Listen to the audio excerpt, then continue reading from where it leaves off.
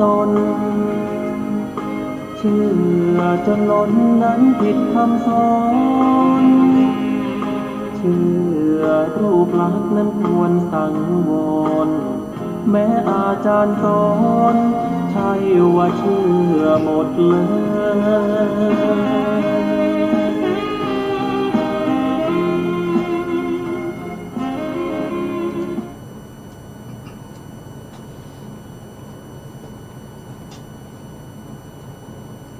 พุทธังสรณังคัจฉามิธัมมังสรณังคัจฉามิ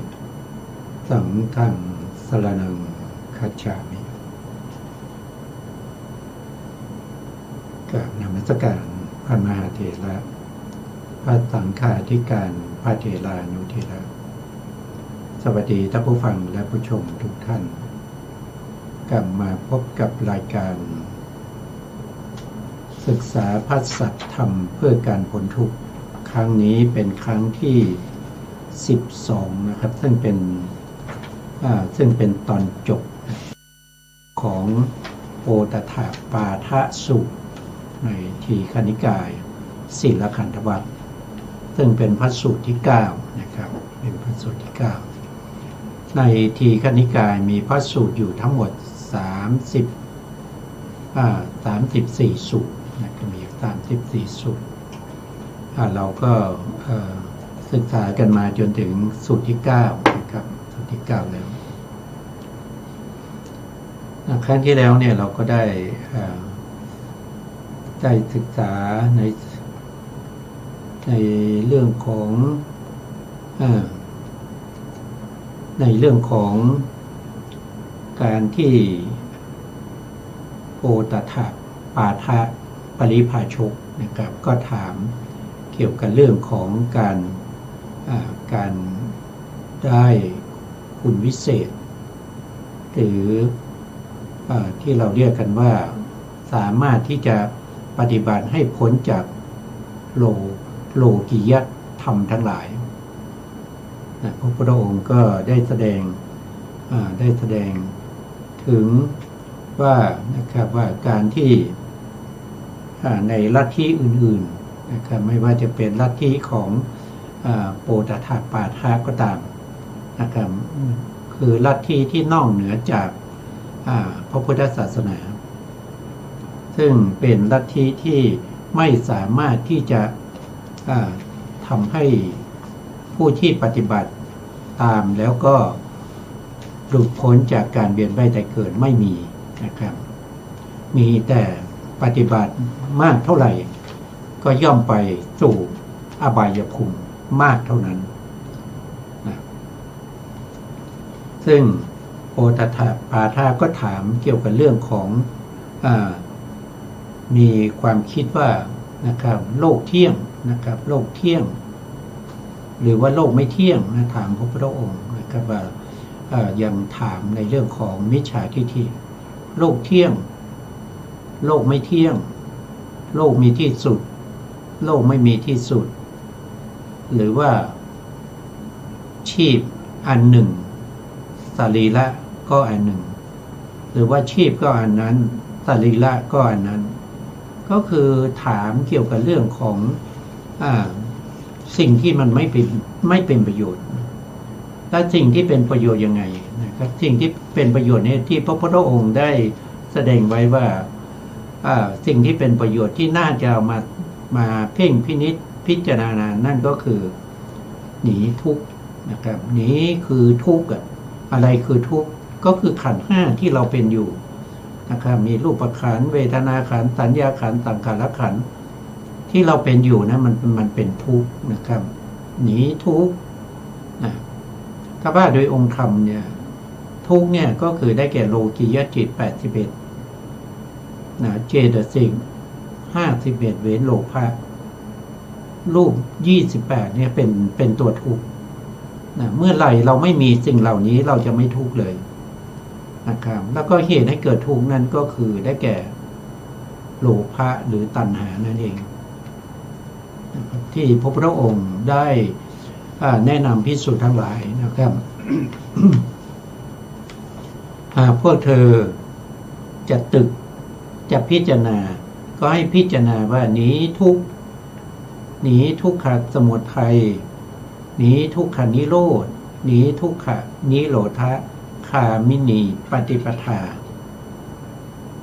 ทำไมพระองค์ให้พิจารณาให้ตึกแต่ในเรื่องนี้ก็เพราะว่าเรื่องนี้เป็นเรื่องที่นำสัตว์ทั้งหลายให้พ้นจากการเวียนว่ายตายเกิดนำสัตว์ทั้งหลายให้เข้าถึงพระนิพพานในที่สุดไม่ใช่ไปตึกว่าโลกเที่ยงหรือไม่เที่ยงโลกมีที่สุดหรือไม่มีที่สุดสรีระก็อันนี้ชีพก็อันนี้หรือว่าสรีระอย่างหนึ่งชีพอย่างหนึ่งอันนี้มันไม่เป็นประโยชน์นะครับแต่ปกติแล้วถ้าใครมาถามอย่างนี้พระพุทธองค์จะไม่ตอบจะไม่ตอบเพราะว่ามันไม่เป็นประโยชน์เพราะสิ่งที่ไม่เป็นประโยชน์ในพระพุทธองค์ทรงละแล้วไม่มีอีกแล้วนะครับจะพูดแต่เรื่องของสิ่งที่เป็นประโยชน์เท่านั้นอันนี้ก็เพื่ออะไรก็เพื่อว่าเพื่อประโยชน์ให้แก่จิตตะบุตรในควานช้างจิตตะขหบดีนะครับซึ่งมาพร้อมกับโปตทปาทะเพื่อให้เขาเนี่ยได้เป็นอัธยาศัยได้อุปนิสัยนะครับส่วนโปตทปาทะนั้นนะครับก็ต้องใช้เวลาอีกยาวนานนะครับกว่าที่เขาจะเห็นโทษในลัทธิที่ไร้สาระของเขาอันนี้ก็เป็นเรื่องที่มาจากครั้งที่แล้วนะครับวันนี้เราก็จะต่อจากครั้งที่แล้วนะครับโดยอาจารย์การดาท่านก็พร้อมอยู่ในรายการนะครับท่านจะมาสาธยายให้พวกเราฟังต่อจากครั้งที่แล้วนะครับก็เชิญอาจารย์ครับเชิญครับกราบนมัสการพระคุณเจ้าพระเถรานุเถระและสวัสดีท่านที่รับฟังและรับชมอยู่ทางบ้านอัตถกถาโปตถะปาทสูตรบรรดาญาณเหล่านั้นในปฐมฌานย่อมได้ทำทั้ง6อย่างมีความปราโมทย์เป็นต้นในทุติยฌานความปราโมทย์กล่าวคือปิติอย่างอ่อนย่อมดับไปย่อมได้ทำ5อย่างที่เหลือในตติยฌานแม้ปิติย่อมดับไปย่อมได้ทำ4อย่างที่เหลือในจตุตถฌานก็เหมือนกันก็ในฌานเหล่านี้ในสัมปสาทสูตรท่านกล่าวเฉพาะฌานที่เป็นบาทแห่งวิปัสสนาล้วนเท่านั้นในปาสาธิกสูตรกล่าววิปัสสนากับมรรคสี่ในทัสสุตตระสูตรกล่าวผลสมาบัติอันเกี่ยวกับจตุตถฌานในโปตถปาทสูตรนี้พึงทราบว่าท่านทำปราโมทย์ให้เป็นไวยพจน์ของปิติกล่าวผลสมาบัติเกี่ยวกับทุติยฌานไว้ว่าศัพท์ในคำว่าอะยังวาโสนี้ลงในความหมายการทำให้แจ้งคำว่าอะยังโสความว่าเราให้แจ่มแจ้งคือประกาศอย่างนี้แล้วพึงพยากรณ์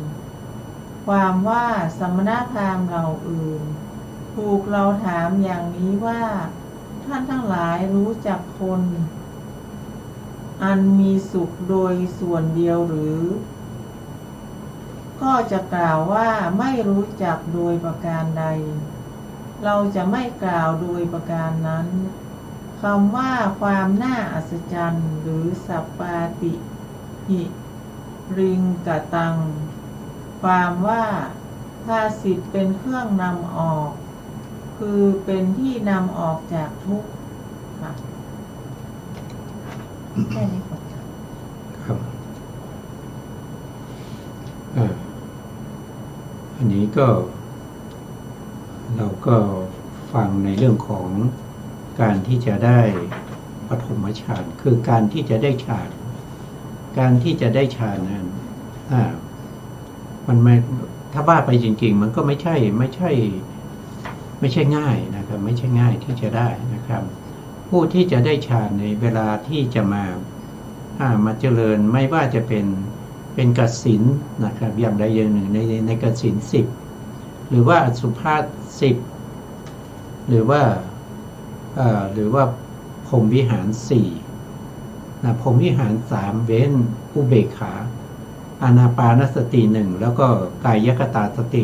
1รวมแล้วก็จะมีอยู่25อารมณ์25ที่จะได้ปฐมฌานเนี่ยผู้ที่จะมาเพ่งอารมณ์เหล่านี้จะต้องเป็นผู้ที่มีศีลมาก่อนถ้าศีลไม่บริสุทธิ์นะแล้วก็ไม่มีกรรมมัสกตาปัญญาไม่เชื่อในเรื่องของกรรมและผลของกรรมบุคคลเหล่านั้นไม่สามารถที่จะเจริญฌานให้เข้าถึงอัปปนาได้ผู้ที่จะเข้าถึงอัปปนาได้เนี่ยจะต้องเป็นบุคคลที่มีศีลบริสุทธิ์แล้วก็มีกรรมมัสกตาปัญญาด้วยคือเชื่อในเรื่องของกรรมด้วยนะครับซึ่งเวลาเข้าฌานเนี่ยปกติแล้วก็จะมีเวลาที่เราได้ปฐมฌานเนี่ยเขาจะมีองค์ฌานนะครับองค์ฌานของเขาเนี่ยเขาจะมีอยู่5อย่างนะครับก็จะมีวิตกวิตก2วิจาร3ปิติ4สุข5เอกคตานะครับแต่ในที่นี้ถ้าเพิ่มในเรื่องของปราโมทย์ปราโมทย์เนี่ยมันคือถ้าว่าไปแล้วก็คือเขาเรียกว่าเป็นปิติที่อ่อนๆนะครับอย่างเช่นเรามีศีลที่บริสุทธิ์เวลาที่เราพิจารณาศีลมันก็จะมีอภิปฏิสารนะครับมีปราโมทย์มีปราโมทย์แล้วก็มีสุขอะไรพวกนี้เกิดขึ้นสุขที่เกิดขึ้นนั้นมันเป็นเหตุให้ได้ฌานนะถ้าเราไม่มีสุขเราไม่สามารถได้ฌานได้นะครับต้องมีสุขซึ่งเป็นบัตรแห่งการที่จะได้ปฐมฌานอันนี้ก็เป็นฌานที่ถูกต้องเป็นฌานที่ฌานเหล่านี้เนี่ยพระพุทธองค์เนี่ยทรงได้เข้ามาหมดแล้วนะครับได้ทำให้แจ้งหมดแล้วไม่ว่าจะเป็นกสิณ10อสุภาษ10กายคตาสติอานาปานสติหรือว่าเมตตากรุณามุทิตานะครับปฐมฌานมี25อารมณ์เหล่านี้พระองค์ก็เข้าจนหมดแล้วก็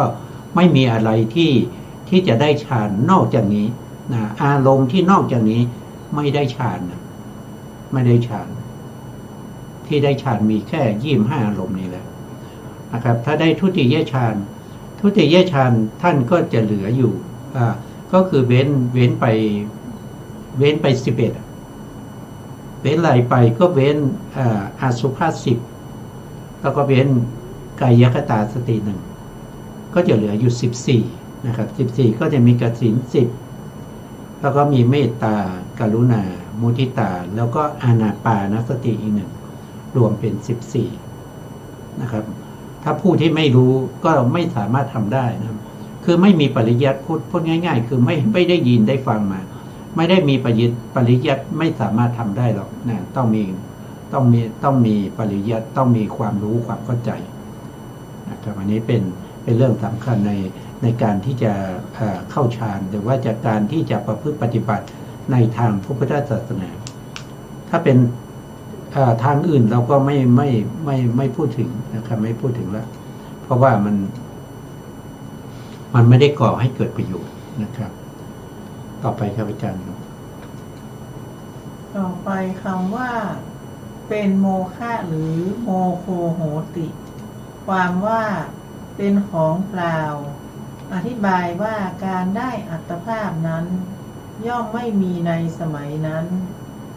คำว่าเป็นสัจจะหรือสัจโจโหติ ความว่าเป็นของมีจริงอธิบายว่าการได้อัตภาพนั้นเทียวเป็นของจริงในสมัยนั้นก็ในข้อนี้จิตตบุตร ควานช้างนี้แสดงการได้อัตภาพ3 อย่าง เพราะความที่ตนไม่เป็นสัพพัญญู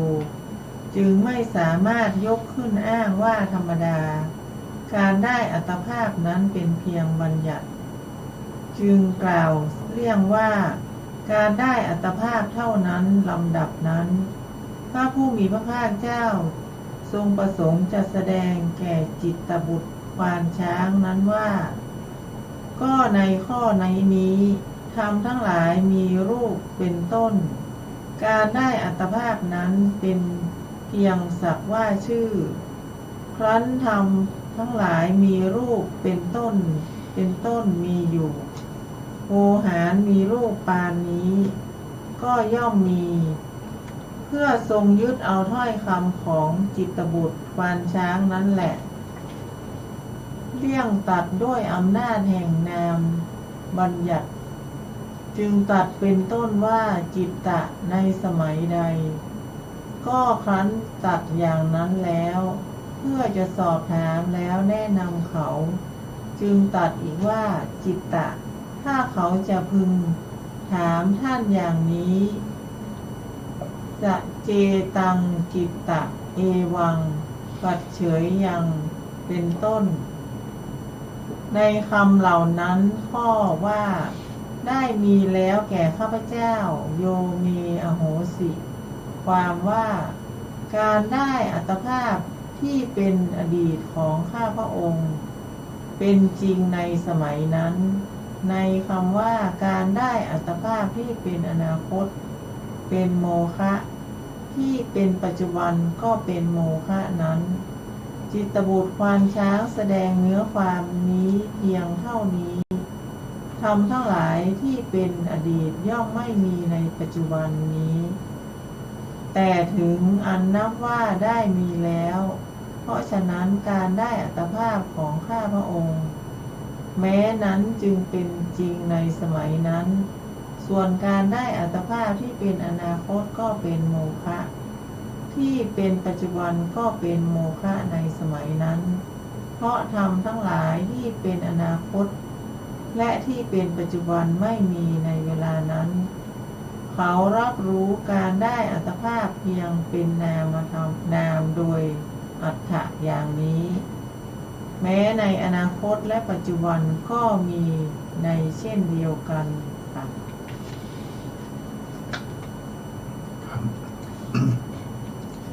ตอนนี้ก็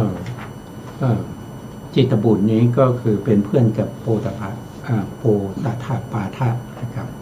ที่เข้ามาด้วยกันมาฟังธรรมด้วยกันจิตตถะเป็นผู้ที่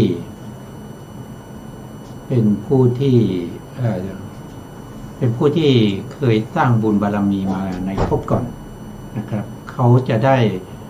ได้เป็นพระอรหันต์ในภพนี้นะแต่ว่าตอนนี้ยังไม่ถึงเวลานะครับยังไม่ถึงเวลาแต่จะได้ในอัตภาพนี้ซึ่งอัตภาพนี้เป็นอัตภาพที่สุดท้ายแล้วเขาก็ได้ถามเกี่ยวกับเรื่องของอัตภาพหรือความเป็นบุคคลนะครับความเป็นบุคคล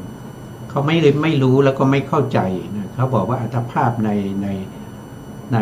3นะครับตรงไหนเดี๋ยวเนี่ยอัตภาพ3นะครับ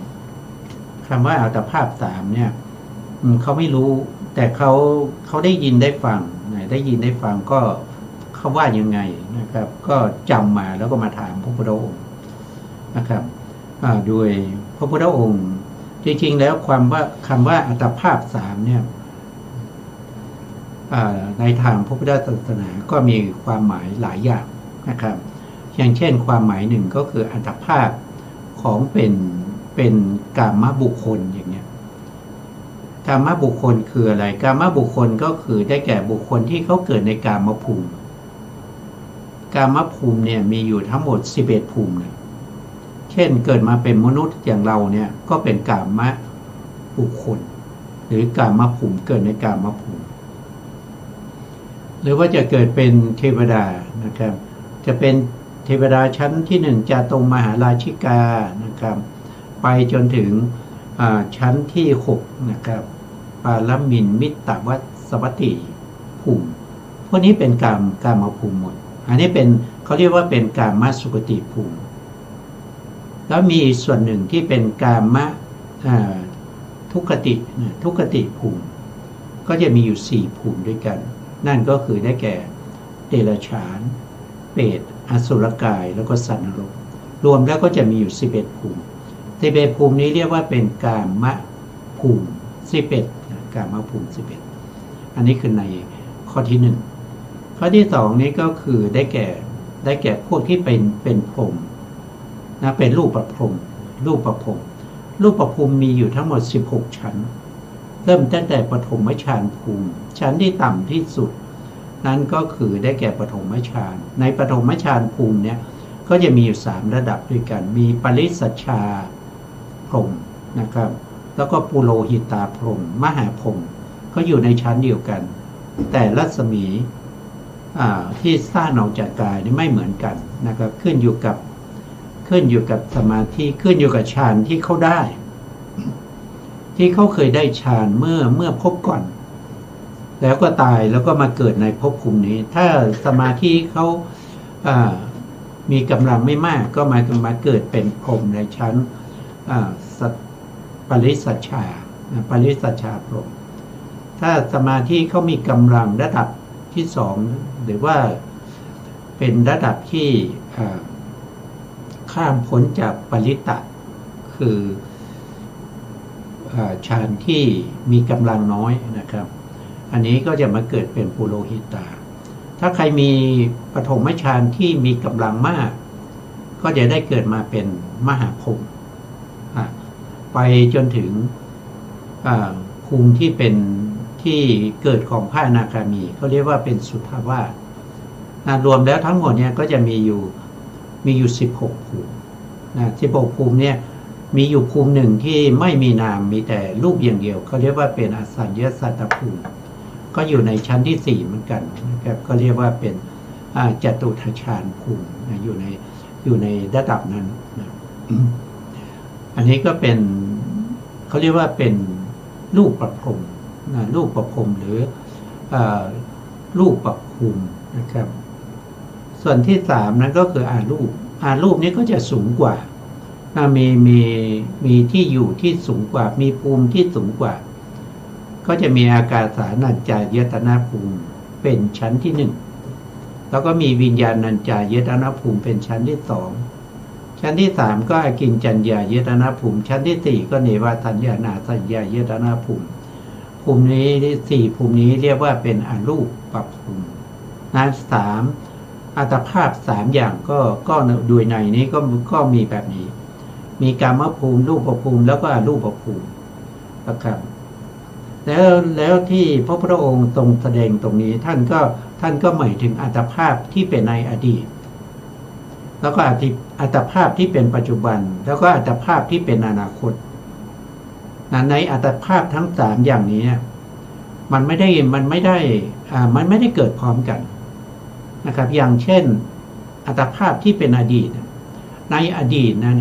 นะครับเราเคยเกิดแล้วเราก็อยู่ในอัตภาพที่เป็นอดีตนะครับในอัตภาพที่เป็นอดีตเนี่ยมันไม่มีปัจจุบันมันไม่มีปัจจุบันเพราะมันเป็นอดีตถ้ามันเป็นปัจจุบันมันดับไปแล้วมันถึงเป็นอดีตนะครับเพราะฉะนั้นจึงไม่ปัจจุบันก็เลยถือว่าเป็นโมฆะแล้วก็อนาคตก็ถือว่าเป็นโมฆะเพราะอยู่ในพูดถึงอดีตอดีตมันไม่มีปัจจุบันมันเป็นอดีตเข้าใจไหมครับคำว่าอดีตก็คืออดีตมันไม่ใช่ปัจจุบันแล้วไม่ใช่อนาคตก็เลยถือว่ามันอัตภาพที่เป็นปัจจุบันนี้มันก็คือโมฆะอัตภาพที่จะมีในอนาคตมันก็เป็นโมฆะมันยังไม่มายังไม่มีนะครับแต่ถ้าเราอยู่ในปัจจุบันเนี่ยถ้าเราอยู่ในปัจจุบันเนี่ยอัตภาพของเราเป็นปัจจุบันเนี่ยนะครับในอดีตมันหมดไปแล้วมันไม่มีแล้วมันหมดไปแล้วก็เป็นโมฆะไปแล้วปัจจุบันนี้มันไม่มีและอนาคตมันก็ยังไม่มีใช่ไหมครับ ก็ยังมาไม่ถึงก็ถือว่าเป็นโมฆะอย่างนี้นะครับที่พูดถึงตรงนี้นะครับก็พูดถึงอัตภาพ3ก็คืออดีตปัจจุบันแล้วก็อนาคตนะครับนี่ก็เป็นเรื่องที่บางท่านอาจจะฟังแล้วอาจจะไม่เข้าใจนะครับก็เพิ่มให้นิดหนึ่งนะครับเราก็จะฟังอาจารย์ท่านสาธยายต่อครับใกล้จะจบแล้วนะครับเชิญครับอาจารย์ครับลำดับนั้นพระผู้มีพระภาคเจ้าเพื่อจะทรงเปรียบเทียบการอธิบายของพระองค์กับการอธิบายของจิตตบุตรควานช้างนั้นจึงตรัสว่าจิตตะฉันนั้นเหมือนกันเป็นต้นเมื่อจะทรงแสดงอัตนี้โดยอุปมาอีกจึงตรัสว่าเช่นเดียวกับนมสดมีจากแม่โคเสยยะถาปิจิตตะควาขีรังเป็นต้นในบทนั้นเมื่อเนื้อความโดยย่อดังนี้นมสดมีจากโคนมส้มเป็นต้นมีจากนมสดเป็นต้นในข้อนี้สมัยใดยังเป็นนมสดอยู่สมัยนั้นก็ไม่ถึงซึ่งอันนับคือการเรียกได้ชื่อคือโวหารว่าเป็นนมส้มหรือเป็นเนยใสเป็นต้นอย่างใดอย่างหนึ่งเพราะเหตุไรเพราะไม่มีสิ่งที่ได้โวหารว่านมส้มเป็นต้นแต่สมัยนั้นถึงซึ่งอันนับว่าเป็นนมสดอย่างเดียวเพราะเหตุไรเพราะมีสิ่งซึ่งอันนับคือการเรียกได้ชื่อและโวหารว่านมสดในบททั้งปวงก็ในเช่นนี้คำว่าจิตตะเหล่านี้แลหรืออิมาโขจิตตังความว่าจิตตะการได้อัตภาพอันหยาบการได้อัตภาพอันสำเร็จแต่ใจการได้อัตภาพอันไม่มีรูปเหล่านี้แลเป็นโลกสมัญญาเป็นเพียงชื่อในโลกเป็นเพียงสัญญาอีกอย่างหนึ่งพระผู้มีพระภาคเจ้าทรงแสดงการได้อัตภาพ3อย่างเบื้องต่ำอย่างนี้ว่าเหล่านั้นเป็นเพียงภาษาในโลกเป็นเพียงแนวคำพูดเป็นเพียงโวหารเป็นเพียงนามบัญญัติดังนี้แล้วบัดนี้จึงตรัสว่า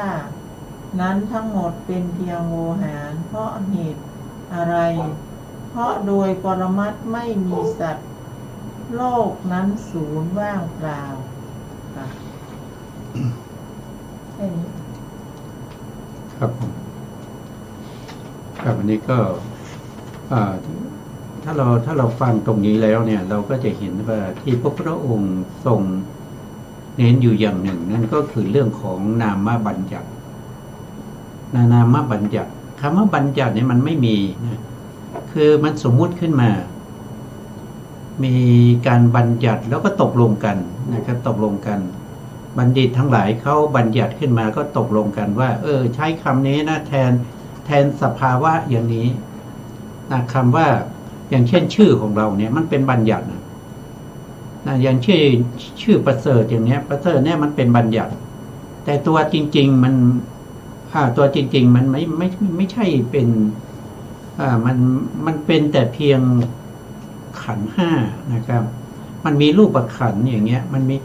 มีรูปขันธ์มีเวทนาขันธ์สัญญาขันธ์สังขารขันธ์วิญญาณขันธ์ที่มาประชุมกันด้วยเหตุด้วยปัจจัยที่ประกอบกันขึ้นนะครับก็เป็นบุคคลขึ้นมา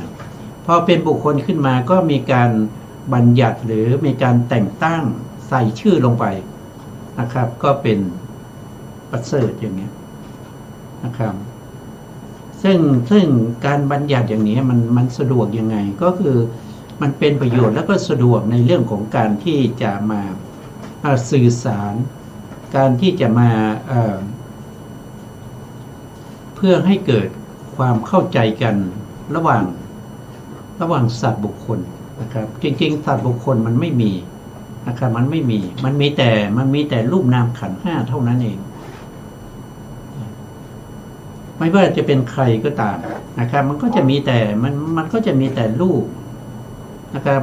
มีรูปคืออะไรรูปก็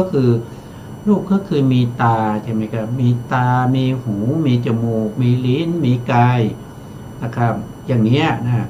แล้วก็มีสีนะครับมีสีมีกลิ่นมีรสมีสัมผัสมีหัตถยะนะครับมีความเป็นสภาวะของความเป็นหญิงเป็นชายอย่างเงี้ยนะสิ่งเหล่านี้มันเป็นอะไรเป็นรูปนะครับเป็นรูปนะถ้าเราได้ศึกษาในภาพพิธรรมเราก็จะทราบได้ว่ารูปจริงๆนะมันมีอยู่18รูปนะครับที่เราเรียกว่าเป็นนิพพานรูป18ส่วนเหลืออีก16ที่มันเป็นสุขุมรูปนะครับคือรูปที่เหลืออีก10รูปที่เป็นที่เขาเรียกว่าเป็นรูปที่อาศัยนะเป็นอวินิพพครูปนะเป็นรูปที่อาศัยนิพพานรูปเกิดขึ้นนะเราก็จะเลยเห็นว่ารูปทั้งหมดถ้ารวมกันก็จะมีอยู่ทั้งหมด28รูปนะ28รูปเนี่ยเขาก็แยกออกไปอีกว่ารูปที่เป็นใหญ่นะครับรูปที่เป็นใหญ่เป็นที่อาศัยเกิดของรูปอื่นเนี่ยมีอยู่10รูปที่เขาเรียกว่าเป็นมหาพุทธรูปมหาพุทธรูปก็คือได้แก่ปฐวีคือธาตุดินมีลักษณะของความแข็งอย่างเนี้ยนะครับ2ก็คืออาโปคือธาตุน้ำมีลักษณะของความเอิบอาบนะเอิบอาบเกาะกลุ่มไหลได้อย่างเนี้ย3ก็คือเตโชก็คือธาตุไฟมีลักษณะของความเย็นความร้อนอย่างเงี้ย4ก็คือวายุก็คือธาตุลมนะครับมีความเข่งตึงมีการสั่นไหวนะครับก็จะรูป4รูปนี้เขาเรียกว่าเป็นมหานะมหาคือรูปที่ใหญ่แล้วมหาเนี่ยเป็นมหาพุทธรูปเนี่ยจะเป็นที่อาศัยเกิดของรูปที่เหลือ24รูปนั้นอาศัยมหาพุทธรูปเกิดนะครับอันนี้ก็เรียกว่าเป็นรูปนะครับถ้าเราไม่มีรูปนะครับเราก็ต้องไปเกิดในอรูปภพเรามีแต่อะไรถ้าไม่มีรูปก็ต้องมีเวทนานะครับเวทนาคือความรู้สึกถึงสุขถึงทุกข์นะครับเป็นสุขเป็นทุกข์หรือว่าเป็นอุเบกขาเฉยๆมีสัญญาคือความจำสัญญาคือความจำได้หมายรู้สังขารก็คือปรุงแต่งมีอะไรบ้างก็จะมีกุศลธรรมอกุศลธรรมพวกนี้เป็นสังขารขันธ์แล้วก็อันที่4ก็คือวิญญาณขันธ์นี่ก็เป็นประธานในการรู้ก็คือตัวจิตนั่นเองก็พวกนี้ก็เรียกว่าเป็นนามขันธ์4เนี่ยถ้าประกอบกันเข้ามานะครับก็จะเรียกว่าเป็นบุคคลที่มีขันธ์5เกิดในปัญจโวการภูมิทั้งหมด26ภูมิพวกนี้มีขันธ์5เกิดในภูมิ26ภูมิแล้วพวกที่ไม่มีนามมีแต่รูปอันนั้นก็เรียกว่าเป็นเอกโวการภูมิก็เป็นอสัญญสัตว์นะครับซึ่งการบัญญัติชื่อเหล่านี้ขึ้นมาสะดวกต่อการเรียกขานกันเป็นโวหารของชาวโลกแต่โวหารนั้นมันต้องอาศัยอะไรอาศัยรูปที่มีจริงอาศัยรูปปรมัตถ์อาศัยธาตุดินธาตุน้ำธาตุลมอาศัยเวทนาสัญญาสังขารวิญญาณจึงมีชื่อขึ้นมาจึงบัญญัติขึ้นมาบัณฑิตทั้งหลายบัญญัติไว้ให้พูดกันได้อย่างสะดวกนั่นเป็นโวหารของชาวโลกนะครับแต่พระพุทธองค์ก็ไม่ได้ละทิ้งก็ต้องใช้เหมือนกันถ้าไม่ใช้มันก็สื่อสารกันไม่รู้เรื่องนะครับจะเรียกก็ไม่รู้จะเรียกยังไงเรียกขันธ์5นะขันธ์5นั้นขันธ์5นี้มันก็ไม่รู้เรื่องว่าขันธ์5นั้นทำบาปอกุศลอะไรมันก็สื่อสารไม่ได้มันก็ต้องมีบัญญัติเข้ามาเกี่ยวข้องเพราะฉะนั้นบัญญัติเนี่ยก็เป็นสิ่งที่นำเราไปสู่ปรมัตถ์ได้นะครับ สามารถนำเราไปสู่ปรมัตถ์นะครับก็เป็นเรื่องที่พระพุทธองค์ไม่ได้ละเว้นนะครับไม่ได้ละเว้นนะครับต่อไปครับอาจารย์ก็คาถาของพระพุทธเจ้าทั้งหลายมี2 อย่างคือสมมติคาถาและปรมัตถคาถาในคาถา2 อย่างนั้นคาถาว่าสัตว์คนเทวดาพรหมเป็นต้นชื่อว่าสมมติคาถาคาถาว่าอนิจจังทุกขังอนัตตาขันธ์ธาตุอายตนะสติปัฏฐาน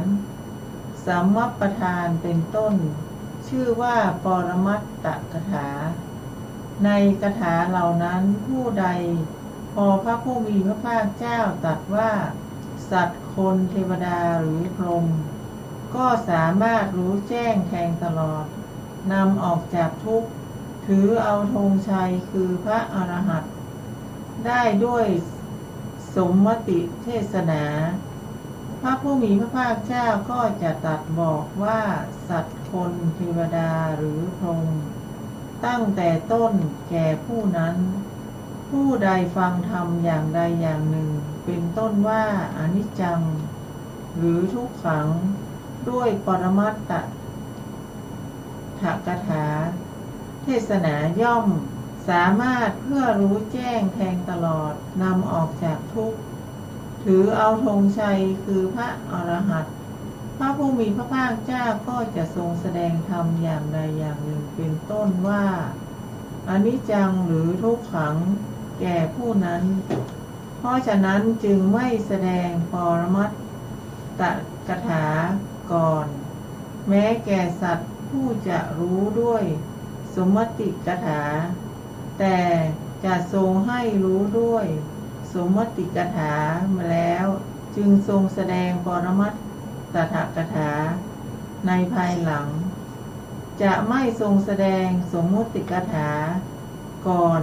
แม้แก่สัตว์ผู้จะรู้ด้วยปรมัตถคาถาแต่จะทรงแสดงให้รู้ด้วยปรมัตถคาถาแล้วจึงทรงแสดงสมมติคาถาในภายหลังแต่โดยปกติเมื่อทรงแสดงปรมัตถคาถาและก่อนเทียวเทศนาก็จะมีอาการหยาบเพราะฉะนั้นพระพุทธเจ้าทั้งหลายทรงแสดงสมมติคาถาก่อนแล้วจึงทรงแสดงปรมัตถคาถาในภายหลังแม้เมื่อจะทรงแสดงสมมติคาถาก็จะทรงแสดงตามความเป็นจริงตามสภาพไม่เท็จแม้เมื่อจะทรงแสดงปรมัตถคาถาก็ทรงแสดงตามความเป็นจริงตามสภาพไม่เท็จโบราณอาจารย์กล่าวคาถาไว้ว่าพระพุทธเจ้าผู้ประเสริฐเมื่อจะตัดก็ตัดสัจจะ2 อย่างคือสมมติสัจจะและปรมัตถสัจจะไม่มีสัจจะที่3สังเขตวจนะเป็นสัจจะเป็นเหตุแห่งโลกสมมติปรมัตถวจนะเป็นสัจจะเป็นลักษณะมีจริงแห่งธรรมทั้งหลายข้อว่าที่ตถาคตใช้เรียกแต่ไม่ยึดถือยาหิตถะคะอุโตคะโตโวหรติอปรามะสันโตความว่าพระตถาคตทรงประมวลเทศนาว่าชื่อว่าไม่ทรงเกี่ยวข้องเพราะไม่มีความเกี่ยวข้องด้วยตัณหามานะและทิฏฐิตัดด้วยโลกสมัญญาด้วยโลกนิรุตติทรงจบเทศนาด้วยยอดคือพระอรหันต์คำที่เหลือในบททั้งปวงมีเนื้อความง่ายทั้งนั้นแลอรรถกถาโปตตถปาทสูตรในอรรถกถาทีฆนิกายชื่อสุมังคลวิลาสินีจบด้วยประการฉนี้จบอรรถกถาโปตตถปาทสูตร ที่9ค่ะ ครับผม ครับอันนี้ก็ท่านบอกนะครับท่านบอกว่าพระพุทธองค์เนี่ยแสดงสัจจะอยู่2 อย่างสัจจะ2 อย่างก็คือ1ก็คือสมมุติสัจจะคำว่าสมมุติสัจจะก็คือเป็นสมมุติเป็นสมมุติที่บัญญัติขึ้นมาใช้แทนสิ่งเหล่านั้นเพื่อความสะดวกในการสื่อสารระหว่างกันเป็นโวหารชาวโลกแต่การใช้โวหารชาวโลกเหล่านั้นก็ต้องตั้งอยู่บนความเป็นจริงต้องตั้งอยู่บนความเป็นความสัตย์ไม่ใช่เป็นคำเท็จนะครับแล้วก็สัจจะที่2ที่พระพุทธองค์แสดงนั่นก็คือปรมัตถสัจจะปรมัตถสัจจะก็คือปรมัตถ์ก็คือได้แก่สิ่งที่มีจริงไม่ใช่สมมุตินะครับไม่ใช่สมมุติเป็นสิ่งที่มีจริง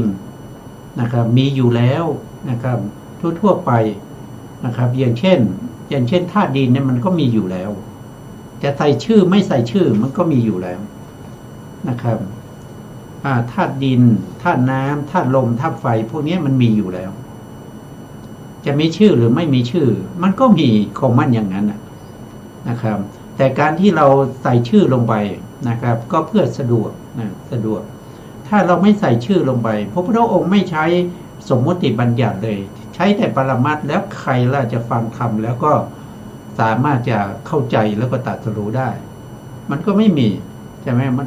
ไม่มีไม่เข้าใจเพราะสื่อสารคนละภาษาทำไมคนละภาษาก็พระพุทธองค์ใช้ภาษาปรมัตถ์ภาษาปรมัตถ์นะแต่เรายังเป็นปุถุชนเรายังต้องใช้สมมุติอยู่นะครับเพื่อจะเอาสมมุติเนี่ยเข้าให้ถึงปรมัตถ์นะครับส่วนตรงนี้ท่านบอกว่าจะไม่มีสัจจะที่3สัจจะที่3เนี่ยก็มีอยู่หลายที่หลายในนะสัจจะที่3เนี่ยคือเป็นสัจจะที่เขาพูดเขาใช้กันเฉพาะกลุ่มอย่างเช่น ภาษาวัยรุ่นปัจจุบันเนี่ยนะภาษาวัยรุ่นอย่างเงี้ยลักษณะนี้พระพุทธองค์ไม่ใช้นะภาษาวัยรุ่นที่บางทีลูกเนี่ยพูดภาษาหนึ่งพ่อแม่พูดภาษาหนึ่งมันไม่รู้กันนะครับแต่วัยรุ่นนะเขาพูดเฉพาะในกลุ่มเขาเนี่ยเขารู้เรื่องนะครับเป็นภาษาแบบนี้เป็นภาษาที่พระพุทธองค์ไม่นำมาแสดงไม่ใช้นะไม่ใช้คือภาษาที่3แบบนี้แต่ใช้ภาษาที่คือคำไหนก็ตามที่พระพุทธองค์ทรงตรัสไปแล้วเนี่ยคำนั้นมันจะไม่มีการแก้ไขนะตั้งแต่พระพุทธองค์ได้แสดงธรรมครั้งแรกนะครับให้แก่ปัญจวัคคีย์ที่ป่าอิสิปตนมฤคทายวันนะครับทรงแสดงในเรื่องของมัชฌิมาปฏิปทาพระพุทธองค์ตรัสว่ายังไงตรัสว่าสัมมาทิฏฐินะตั้งแต่ตอนนั้นนะครับ 2,600 กว่าปีแล้วปัจจุบันเนี่ยคำว่าสัมมาทิฏฐิก็ยังใช้อยู่แล้วก็ไม่มีใครที่จะสามารถจะหาคำบัญญัติที่มันจะมีความหมายของสัมมาทิฏฐิได้มากกว่าคำว่าสัมมาทิฏฐิแล้ว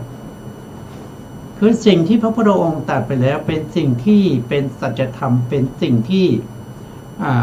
ไม่มีใครที่จะมาแก้ไขได้ไม่มีใครที่จะมาบัญญัติคำอื่นขึ้นมาเพื่อจะมาใช้แทนคำที่พระพุทธองค์ได้ตรัสไปแล้วอย่างเช่นคำว่าจิตอย่างเงี้ยอย่างเช่นจิตเจตสิกอย่างเงี้ยเวทนาอย่างเงี้ยนะครับเวทนาขันธ์สัญญาขันธ์สังขารขันธ์วิญญาณขันธ์อย่างเงี้ยไม่มีใครที่จะสามารถที่จะหาคำอื่นมาให้เหมาะสมยิ่งกว่าที่พระพุทธองค์ตรัสไว้ไม่มีนะครับเพราะฉะนั้นคำที่พระพุทธองค์ตรัสไปเนี่ยจึงเป็นคำที่ไม่สามารถที่จะเปลี่ยนแปลงแก้ไขได้เป็นสัจธรรมอย่างนั้นเป็นมาตั้ง 2,600 กว่าปีแล้ว นะและยังจะเป็นต่อไปอีกนะครับเป็นต่อไปจนถึง 5,000 ปีนะจะเท่ากับอายุพระพุทธศาสนานะครับหลังจากนั้นไปก็ไม่มีใครรู้นะครับไม่มีใครที่จะรู้แล้วนะครับว่าปรมัตถ์อย่างเงี้ยไม่มีใครที่จะรู้แล้วว่าธาตุดินคือสภาวะของความแข็งอย่างเงี้ยไม่มีใครรู้แล้วนะครับจิตนะจิตมีสภาพของความรู้อารมณ์นะครับเป็นประธานในการรู้อารมณ์อย่างเงี้ยไม่มีใครรู้ละนะเพราะว่าอะไรก็เพราะว่าพระพุทธศาสนามันหมดไปแล้วมันจะมีอยู่เฉพาะในช่วงที่มีพระพุทธศาสนานี้เท่านั้นนะครับแล้วก็สิ่งเหล่านี้นะครับก็ใช้อยู่ทุกประเทศที่เป็นที่มีคำสั่งสอนของพระพุทธเจ้านะครับไม่ว่าจะเป็นประเทศไหนก็ตามนะครับคำว่าเจตสิกคำว่าเวทนาสัญญาสังขารวิญญาณรูปนะปัทวีอาโปเตโชวายโยก็ใช้กันอยู่อย่างนี้นะไม่มีใครที่จะหาคำอื่นมาให้เหมาะสมได้นะครับเพราะฉะนั้นสิ่งนี้เป็นสัจธรรมแล้วก็เป็นคำที่พระพุทธองค์ได้เทศนาไว้ตั้งแต่แรกแม้แต่พระพุทธองค์เองนะครับพระพุทธองค์เทศนาไปนะครับอย่างเช่นที่เรายกตัวอย่างเช่นธรรมจักรเนี่ยพระพุทธองค์เทศนาเรื่องของมัชฌิมาปฏิปทาเรื่องของสัมมาทิฏฐิสัมมาสังกัปปะสัมมาวาจาสัมมากัมมันตะสัมมาอาชีวะสัมมาวายามะสัมมาสติสัมมาสมาธิอยู่ไปได้5 พรรษาที่5พระพุทธองค์บอกว่าที่เราแสดงไปนะครับสัมมาทิฏฐิเนี่ยมันยังไม่ครอบคลุมนะขอเปลี่ยนหน่อยได้ไหมอย่างนี้ไม่มีนะไม่มีนะครับหรือว่าใช้มา20 ปีนะครับหรือว่าใช้มา30 ปีหรือว่าใกล้ๆพระพุทธองค์จะปรินิพพาน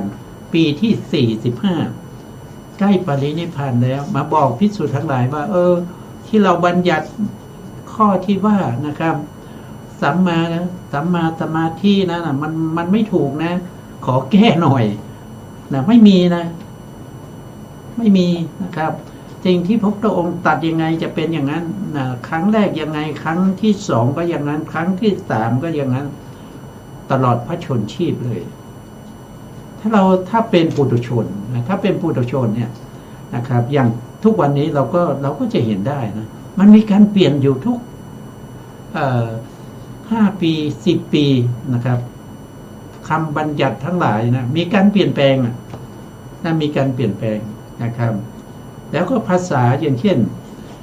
อยู่ในประเทศไทยเราก็พูดว่า ไปอย่างเนี้ยก็คืออาการไปใช่ไหมพอไปประเทศอื่นเขาไม่ได้ใช้คำว่าไปเขาไม่ได้ใช้คำนี้นะครับมันก็จะเป็นคำอื่นมันเป็นอะไรมันเป็นสิ่งที่บัญญัติขึ้นมาที่เป็นโวหารชาโลกเนี่ยมันไม่แน่นอนนะครับไม่เหมือนกับคำที่พระพุทธองค์ใช้นะพระพุทธองค์ใช้คำไหนคำนั้นจะยั่งยืนแล้วก็มั่นคงตลอดศาสนาของพระพุทธองค์นะของพระพุทธองค์โคตมะเนี่ยจะมีอายุ 5,000 ปีนะครับตอนนี้มันก็มาถึง2,500 กว่าปีแล้ว 2,600 กว่าปีแล้วมันเกินกว่าครึ่งหนึ่งของอายุพระพุทธศาสนานะครับก็มีบางบุคคลเนี่ยเขาก็พยายามจะหาคำมาใช้นะซึ่งคำเหล่านั้นเป็นคำที่ไม่สามารถจะนำสัตว์ทั้งหลายให้พ้นทุกข์ได้คำบัญญัติใหม่ๆเนี่ยไม่สามารถนำสัตว์ทั้งหลายให้พ้นทุกข์ได้นะครับพระพุทธองค์ได้ตรัสไว้ในพระสูตรหลายๆพระสูตรนะครับหลายที่หลายๆแห่งนะครับว่าคำที่พระพุทธองค์บัญญัติไว้เป็นสิ่งที่ดีแล้วนะครับเป็นสิ่งที่บริบูรณ์นะครับพร้อมทั้งอรรถะและพยัญชนะนะครับถ้าใครเอาไปแก้ไขหรือไปเปลี่ยนแปลงอันนั้นไม่สามารถที่จะนำสัตว์ทั้งหลายให้พ้นทุกข์ได้แม้กระทั่งพูดถึงเรื่องศีลเนี่ย มันก็ไม่ได้แล้วนะครับไม่ได้แล้ว เพราะว่าพระพุทธองค์ไม่ได้บัญญัติอย่างนี้นะครับไม่ได้พูดอย่างนี้ แต่เข้าไปบัญญัติเป็นอย่างอื่น มันก็เป็นมุสาเขาบอกว่าพระพุทธองค์ได้บัญญัติไว้อย่างนี้ได้พูดอย่างนี้นะครับแต่มันไม่มีหลักฐานเพียงแต่พูดเท่านั้นเองนะครับแต่จริงๆแล้วพระพุทธองค์ได้พูดไว้นะครับในบาลีทั้งหลายนะพระพุทธองค์ใช้ภาษาบาลีเป็นภาษาที่พระพุทธองค์ใช้ในการแสดงธรรม